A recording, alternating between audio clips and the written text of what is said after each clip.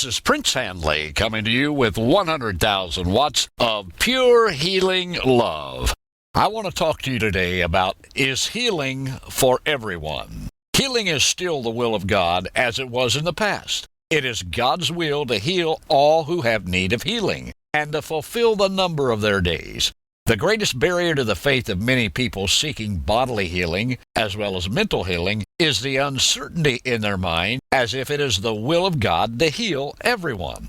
Nearly everyone knows that God does heal some, but there's much in modern theology that keeps people from knowing what the Bible clearly teaches, that healing is provided for everyone. It's impossible to boldly claim by faith a blessing which we're not sure that God offers, because the power of God can be claimed only when the will of God is known. For example, concerning salvation, it would be next to impossible to get someone to believe unto righteousness before you had fully convinced them that it is God's will to save them. He wants to save them. Faith begins where the will of God is known. If it is God's will to heal only some of those who need healing, then none have any basis for faith unless they have a special revelation that they're among the chosen ones. Faith must rest on the will of God alone, not on our desires or wishes. In the next few podcasts, I'm going to cover how we can know it is the will of God to heal everyone. Appropriating faith is not believing that God can, but that God will. Lots of believers in Messiah Yeshua will tell you, oh, I believe that God can heal me. But the will of God is what we want.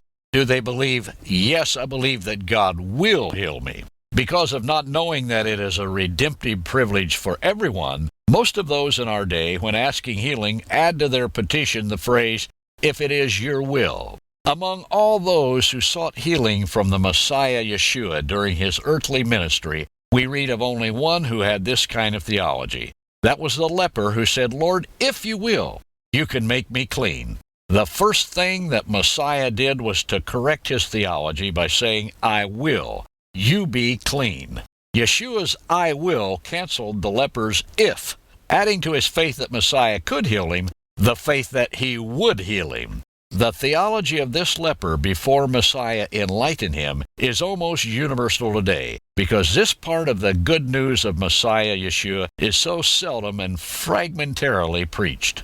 And we see from almost every conceivable angle throughout the Scriptures, there's no doctrine, no teaching more clearly taught than that it is God's will to heal everyone who have need of healing, and that they may fulfill the number of their days according to his promise.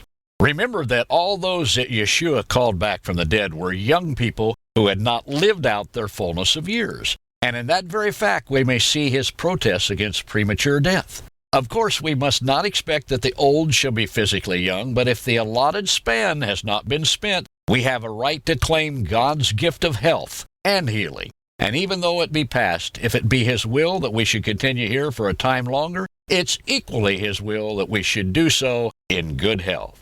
Of course, I mean all who are properly taught and who meet the conditions prescribed in the Word. You may hear someone say, well, if healing is for all, then we shall never die. Why not? Divine healing goes no further than the promise of God. God does not promise that we shall never die, but he says, I will take sickness away from the midst of you. The number of your days I will fulfill. The days of our years are 70, and if by reason of strength they're 80, and if God wants to go beyond that, he can. The psalmist said, take me not away in the midst of my days. In Ecclesiastes we read, why should you die before your time? Then someone may ask, well, how is a man going to die then? The Psalms tell us, you take away their breath, they die, and they return to the dust. God has given man a certain span of life, and his will is that life should be lived out.